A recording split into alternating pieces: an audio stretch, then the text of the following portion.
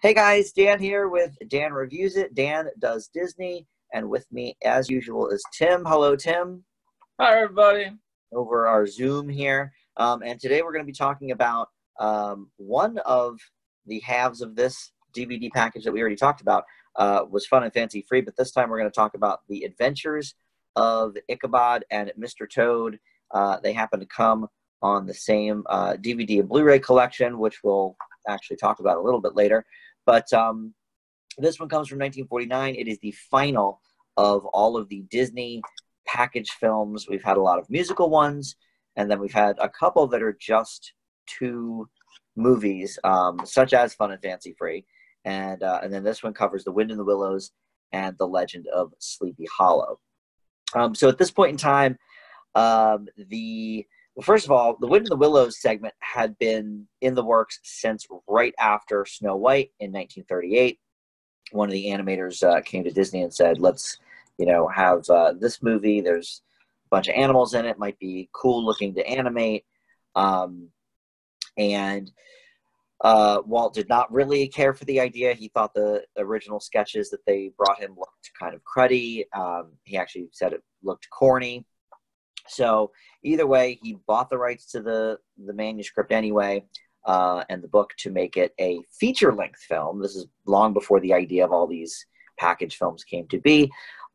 So James Algar, who eventually directed it, signed on in 1941, pretty much when animation started. And he directed parts of Fantasia. He directed the Victory Through Air Power that Tim and I reviewed.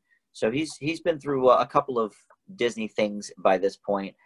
And the animators were mostly finished up with Bambi by then. So they said, okay, let's start work on this Wind in the Willows thing. But then Disney strike happened. Then World War II happened. All things that we've talked about several times on Dan Does Disney here. But here's something I didn't know that may give us a little more insight, Tim, on why he was doing so many package films of the 80s. We kind of thought, well, the war was going on. A lot of his animators were shuffled off to the war. Others that stayed here were sort of going for war effort shorts that were being commissioned by the government.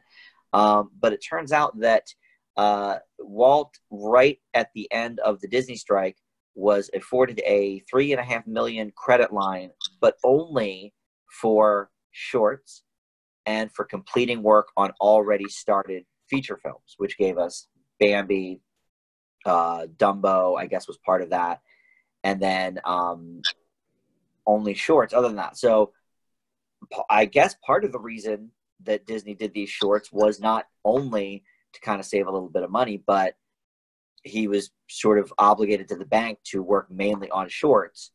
So I guess he's into features. I didn't know that.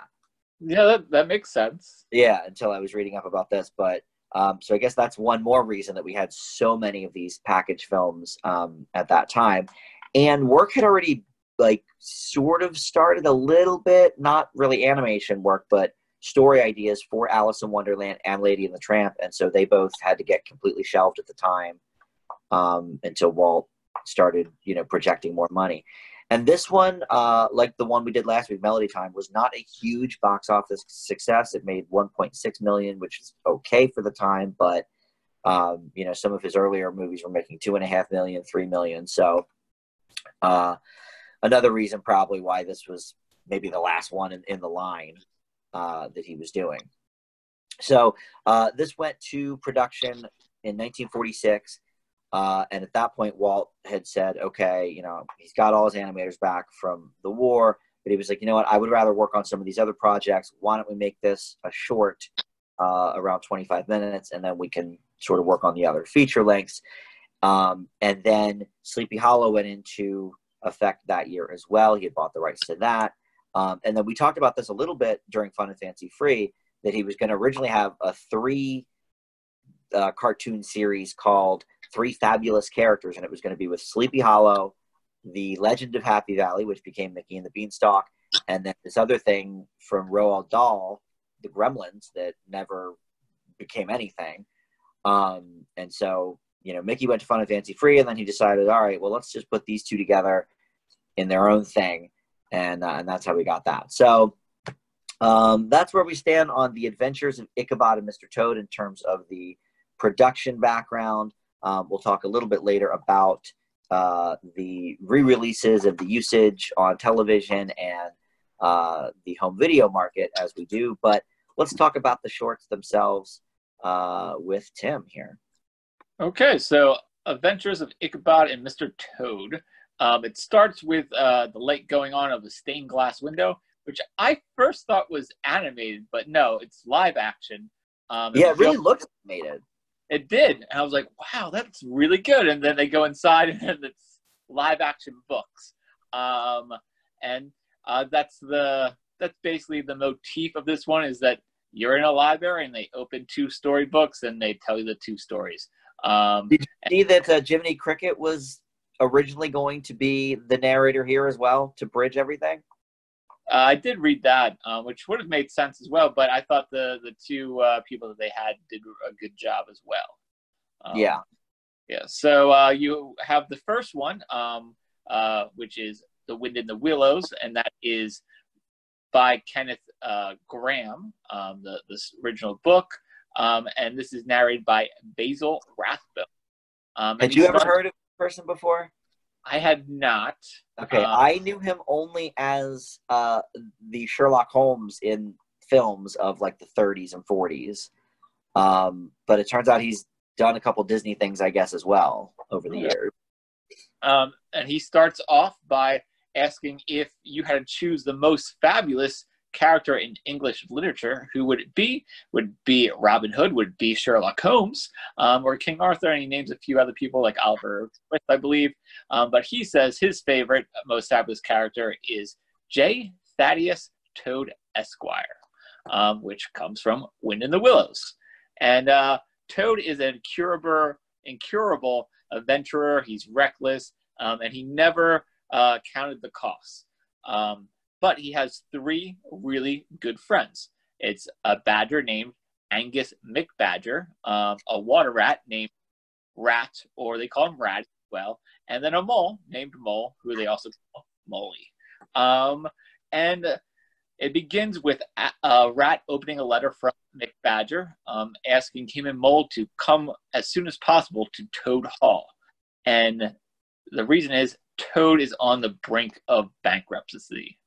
And Badger is helping out keeping the books, and he just asks Ratty and Molly to just talk some sense into Toad, because he is just recklessly driving his gypsy carriage, or his gypsy cart through the countryside, causing a lot of damage with his horse friend, Cyril Proudbottom. And he just needs this to stop because there's people banging on the doors wanting their debts paid. And the animals there really like Toad Hall.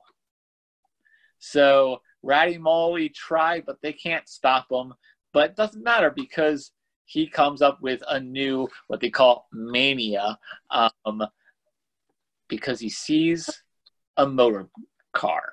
And now he has motor mania. And he's driving around like he's driving a car, but he's just somehow air driving a car. And to stop him, they lock him up in his bedroom, but it's to no avail, because he escapes, and the next thing we know is he is arrested for driving a stolen car. So he tries to prove his innocence in court, but he fails because Cyril Proudbottom, his horse friend, he gives a story about how he didn't know the car was stolen. He actually traded the deed for Toad Manor for the car. But there's no deed in sight, and the other witness, Mr. Winky, the bartender, has a different story. So Toad goes to jail.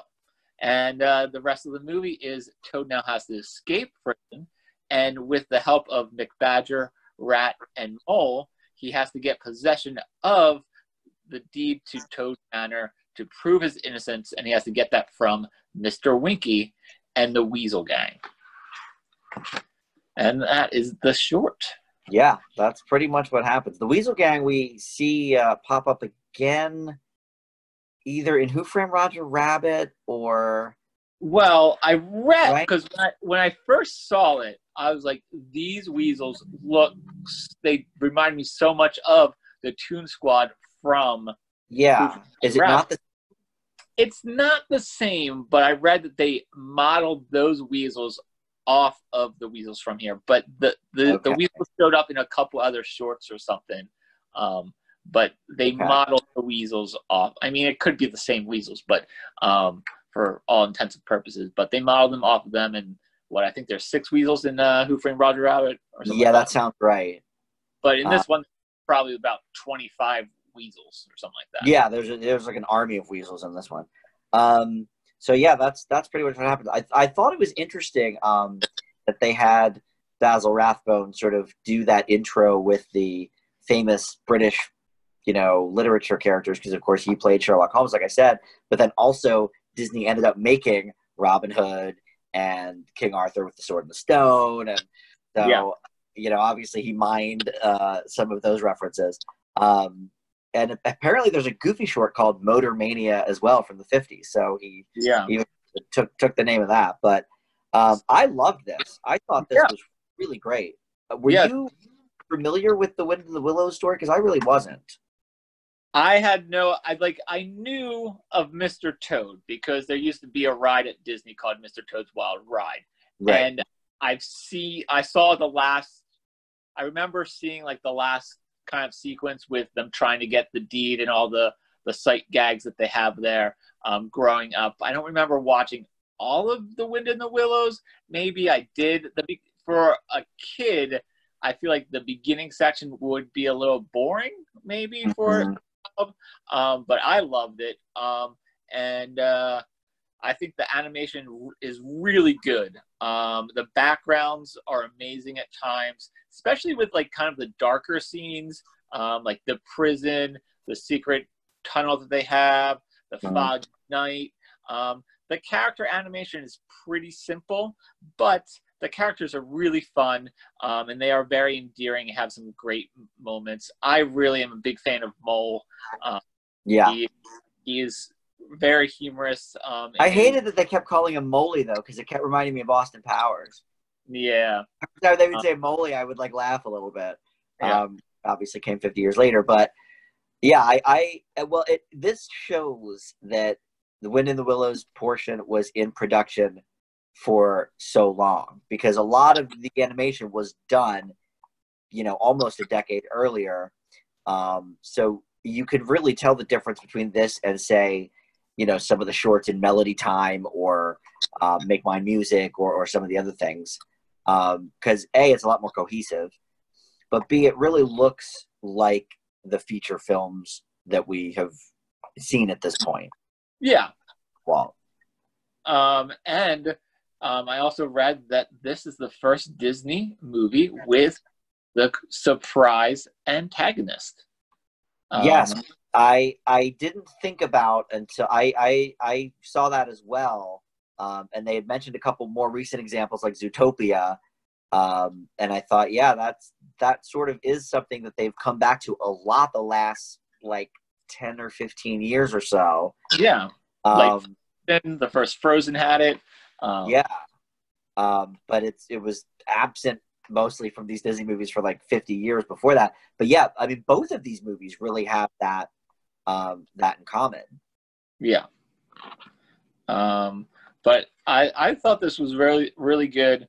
I thought the animation, and sometimes it was simple, but there's definitely aspects where it's like, okay, this is very detailed and it's really great.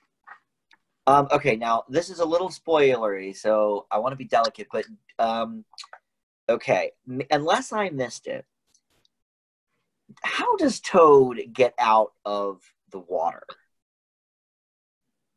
Or we're just supposed to assume it happened and we don't care how? They didn't explain it. Okay, all right. I didn't think so. One, he's a toad, so he is, I believe, able to breathe underwater, right? I don't know why he's freaking out so much. I thought the same thing. I thought, well, that's kind of an easy fix, but he seemed to be gasping for air there for a second. Yeah. But I think it's just probably effort. He eventually got out. All right, that's I fair. imagine if it was a feature length, that would be something that they might have delved into a little bit more.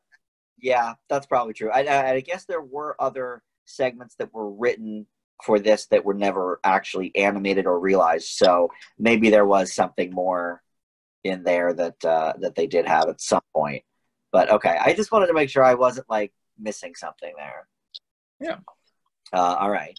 But yeah, I thought this was definitely, of the package films we've seen, I mean, this ranks right up there for me with the best of them. Certainly the longer length ones. I mean, this is better than anything in Fun and Fancy Free.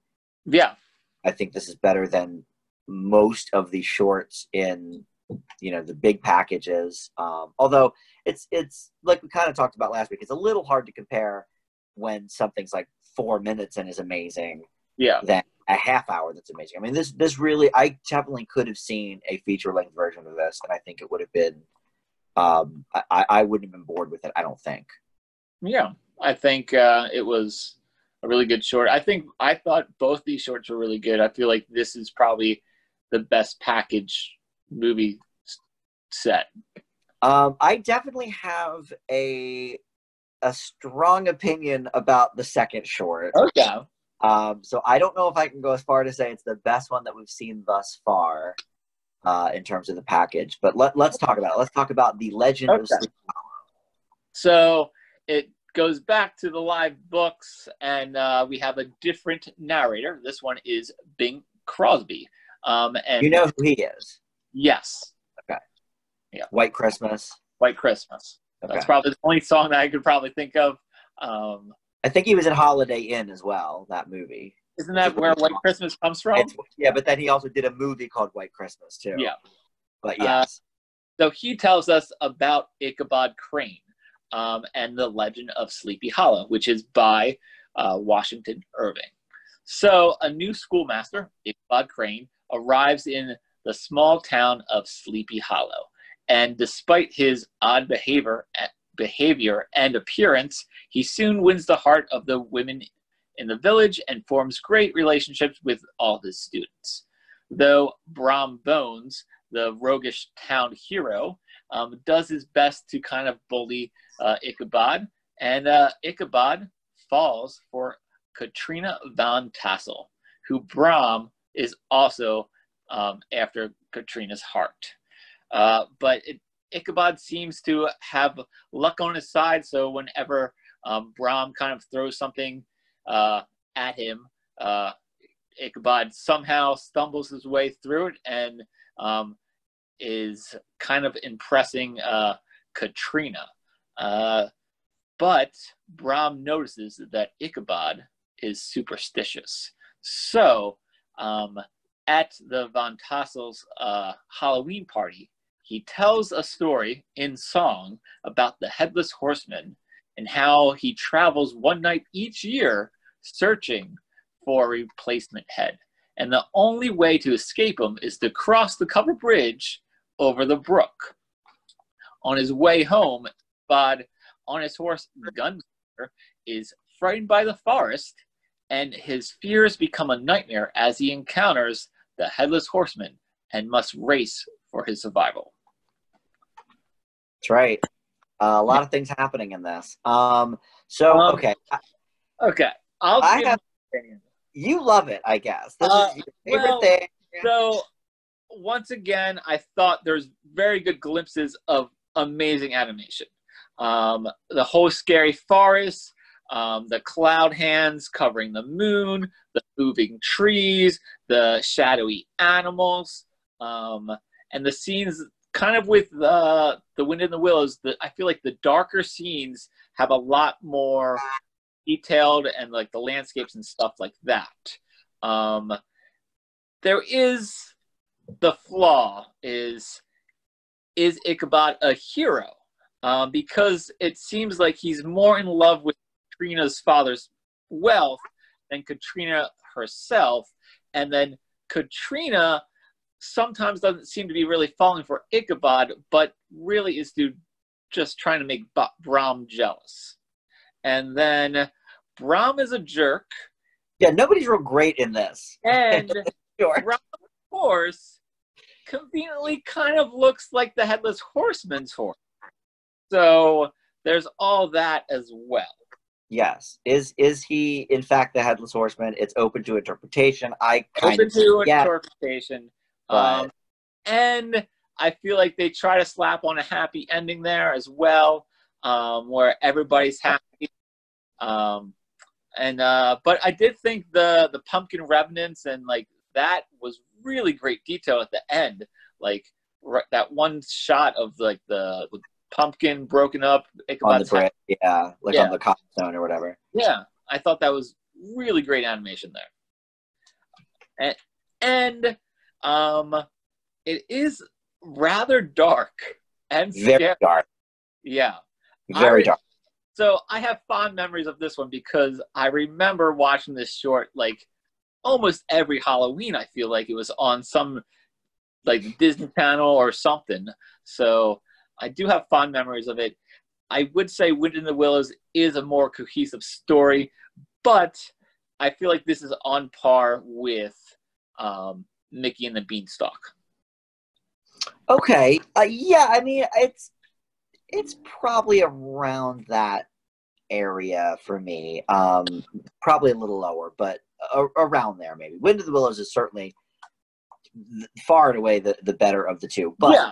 Here's my issues. First of all, everything that you said regarding the animation really only happens in the last half once we actually get to the forest and the legend part. The first half is I think uninteresting for children. B, there's no music really in Wind in the Willows, and there's like a couple of songs in this. So it was a little bit of a jarring like disconnect that we had really no music in Wind in the Willows. Did you expect no music from Bing Crosby?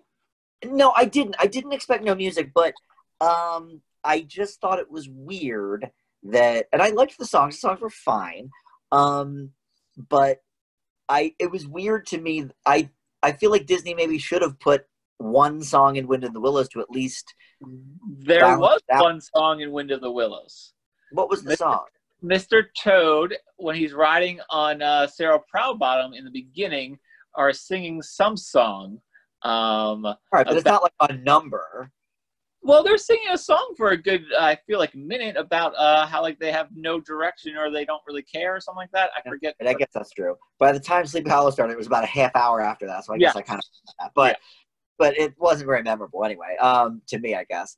But okay, so I did think the animation, yes, it's pretty simple in the beginning, but I do think it picks up a little bit before the scary forest scene. I feel like the main song that Brahms sings, I feel like the animation is a little bit better during that scene. Yeah, like you can't trust a man with no head or whatever, that song. Yeah, that was good. The animation was fine there. But I mean, like, what's her name? Katrina? The Katrina song was, yeah. The song was bad, and not bad, but just average. But also, her entire design we've seen in like at least two of these other features. So I know, but that's actually done on purpose because they were trying to save money.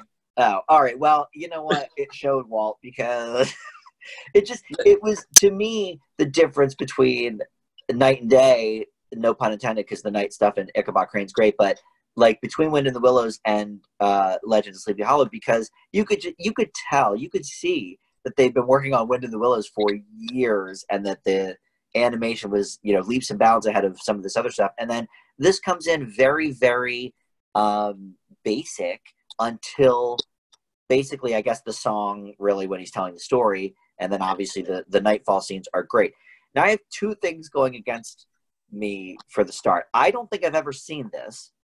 And I'll tell you, because the first Scooby-Doo episode I ever saw was the Headless Horseman episode.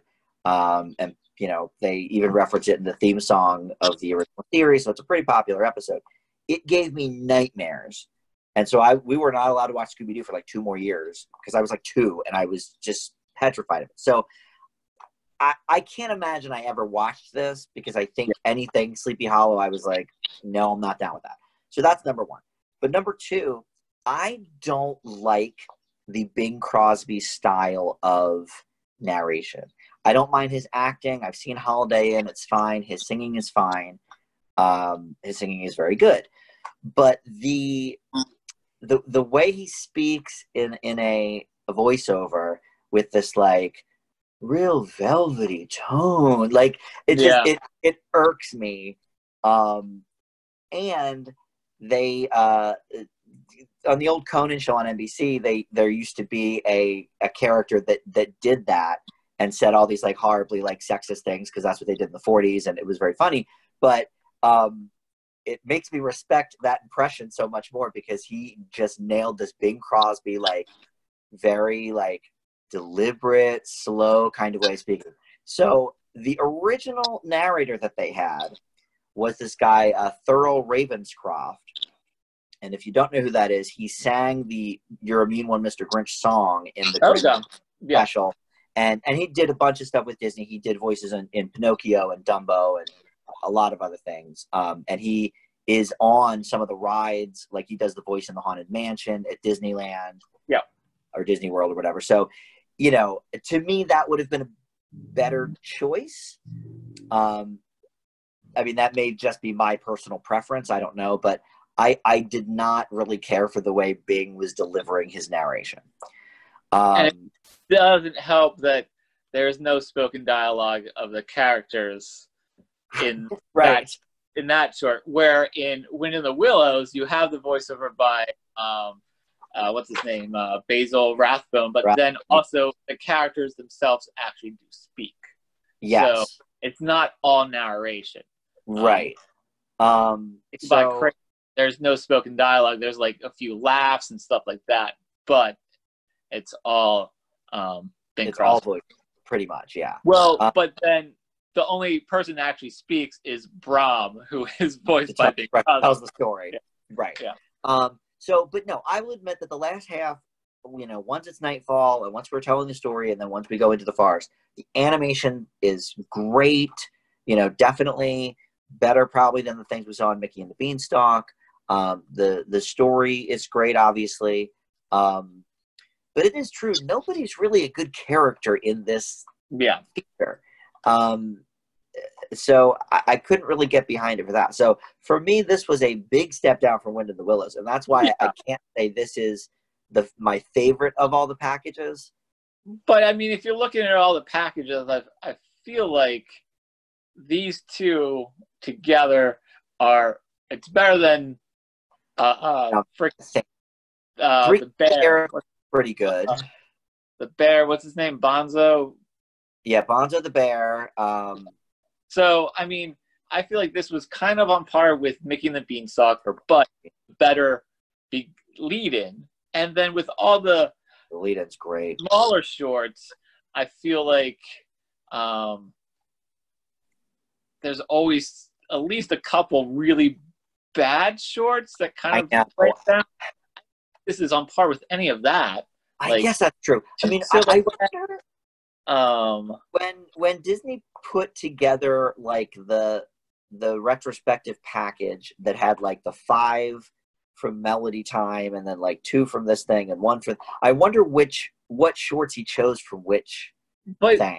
When you said that, he took 5 from Melody Time and only 2 from Make My Music, and I feel like the shorts in Make My Music were far better than the ones in Melody Time.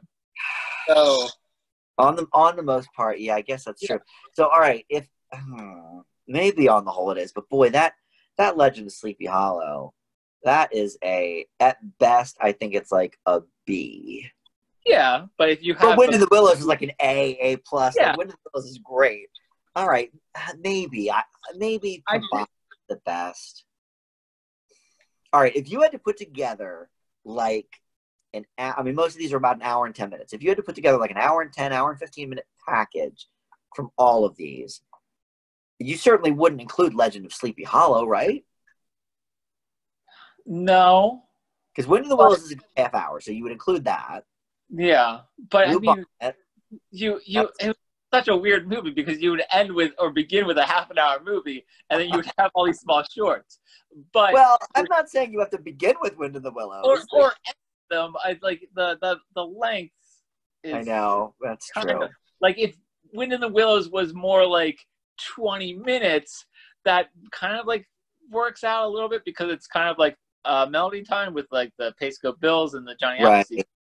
For a half an hour, I don't know if you can have a thing, but if we did make this movie, you'd have Wind in the Willows, you'd have Johnny Fedora for sure. Johnny Fedora and Alice Bluebonnet. You would have I would put one where Donald goes Watercolors of Brazil. Watercolors of Brazil. Then you would also have the Bumble Boogie. Oh yeah, for sure. That's a real quick one. I have actually probably either of the ones from Fun and Fancy Free, I guess. No, because I really wouldn't. Yeah, I suppose Sleepy Hollow probably is better than Mickey and the Beanstalk overall. Yeah, I mean, they could have maybe maybe if you took out the live action stuff with Jiminy Cricket and like the Edgar Bergen bits, maybe Mickey and the Beanstalk would be better because that animation, as we've talked about, was not great. Yeah, with the live action. So I might put it in over Sleepy Hollow if you took those parts out, which I guess is how you saw Mickey and the Beanstalk that day. Yeah, that's true. Mickey and the Beanstalk, but then you probably Casey at the Bat. Yeah, and Fiddler on the Roof, or not Peter Fiddler on the Roof. Peter and the Wolf. Yeah. Yeah. Yeah, definitely Peter and the Wolf in there. Then I mean, I really liked. I thought All the Cats Join In was a really good. Oh, that was great. Yeah, the classic Archie nod. Yeah, I liked that one. Yeah. See how we named 4 movies from Make My Music, and they only took 2. All right, you're right. Make My Music was pretty solid all the way. I would say either Make My Music or this one would be the better, like the 2 best ones. Because what was the best one from Three Caballeros? Was there one where the Arucan bird was in it a lot? Because he's our favorite. No, that's the new. That's Blame It on the Samba. You probably would put Blame It on the Samba on there. You love Blame It on the Samba. I mean, the best one in the Three Caballeros was probably the first live action one, which was Have You Been to Bahia? Yeah, it wasn't bad. That sequence, but that was like 3 songs. I feel like you had. So that was the problem with that. The live action. They weren't defined shorts in that one. It was that's true. I mean, listen, either way, it's shorts, I guess our package maybe would really be all over the place. At least these are a little cohesive in the sense that you've got sort of an underdog here, and then each one sort of has a twist on the villain, I guess.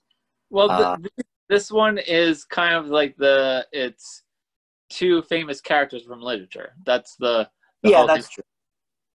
Well, so was Mickey and the Beanstalk. Well, or Tall Tale or whatever. I don't know what you call it, but yeah. I was wondering, the live action books, I couldn't think of how they got the books to come off the shelves and then open and look like. I was trying to think of how they did that. I thought that in was the 40s. really cool. Like, I imagine these days that's pretty easy to do. You just have someone with a green screen glove and you digital out. But how would they do that in the 40s? It had to be done with strings and maybe magnets to open the books up. I don't know. Yeah. But it did look cool. I'll give them that. I definitely like, and they were quick too. Like the Jiminy Cricket one was fine, but it was, especially since the live action Jiminy Cricket thing didn't go over as well. Yeah. The interstitials or whatever between the stories here was definitely more well done. Maybe this was the best one, Tim. Maybe you're right the whole time. I don't know. I feel like, I mean, it's pretty good. I feel like it's very cohesive as well. Yeah, it flows pretty well. That Bing Crosby narration is not good. It's not to my taste at all. And I think really until Sundown of Sleepy Hollow, I thought it just was very blah until we got to that. But it picks up. It does then pick up, and and then it's great after that. All right, well, so they never re-released this movie as the whole never did in the package films, but each one was put out separately with other things. Winnie the Willows came out in what year was that? 1963, attached to something, I don't know.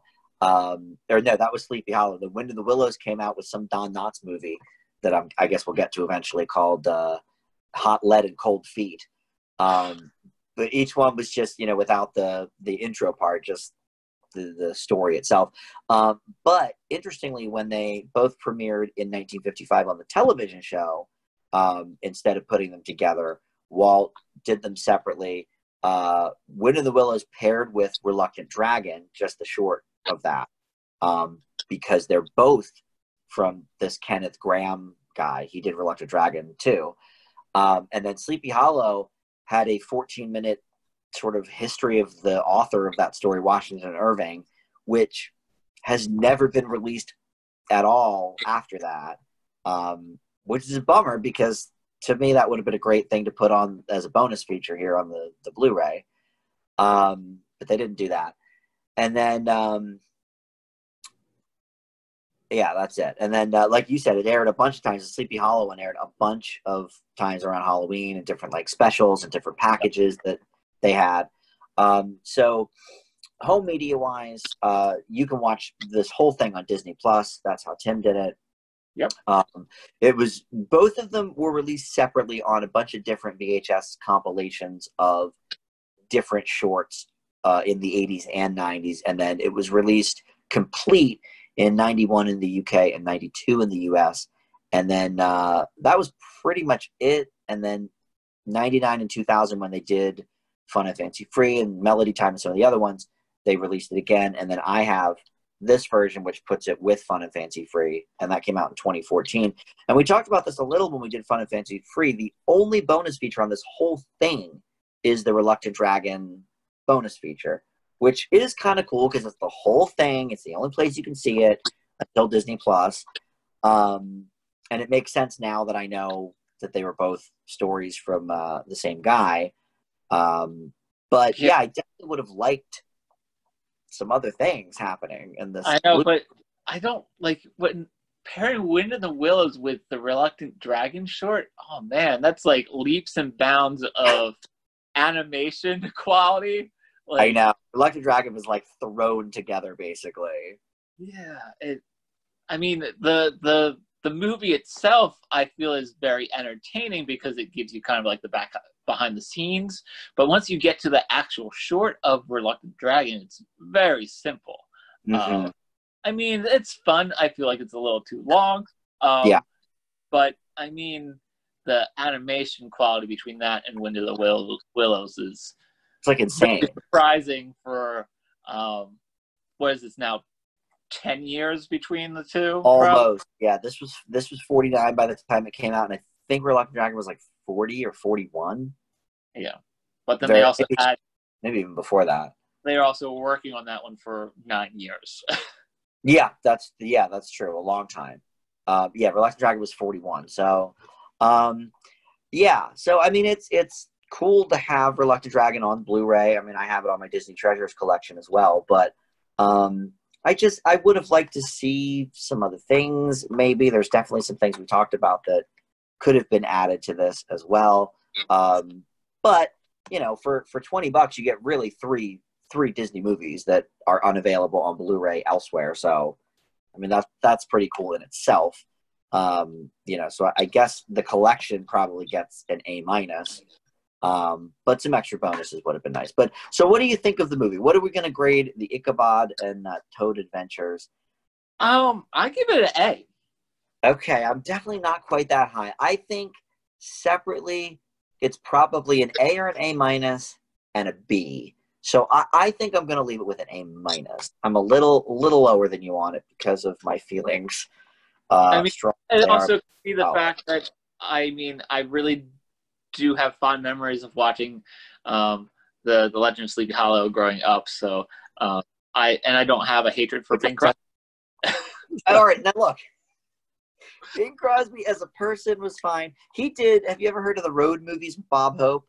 Road to El Dorado, I guess is the cartoon version. But in the 40s, him and Bob Hope, you know who Bob Hope is, I assume. Yeah. They did a bunch of these road pictures, it was called, maybe 10 or 12 of them.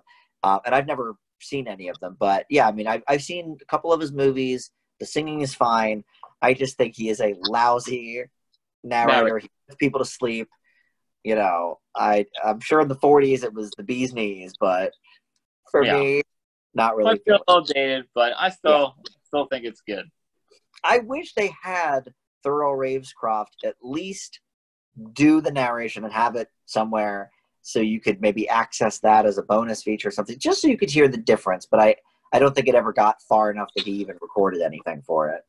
Yeah. But he does a good Mr. Grinch song. We can all admit that. He does that voice of on the Haunted Mansion where he says that the hitchhiking ghosts, I believe, is that's yes, he's the hitchhiking ghost. He also does something with, I think, the Country Bear Jamboree. He appears in a couple places in Disney World on different rides. And yes, you mentioned the Mr. Toad Wild Ride. Talk about the legacy of this movie. So I think that ride still might exist in Disney. It does. In Disney World, it doesn't. Oh, okay. Disney World probably, I would say, at least 10 years ago, and they turned into a Winnie the Pooh ride. Okay.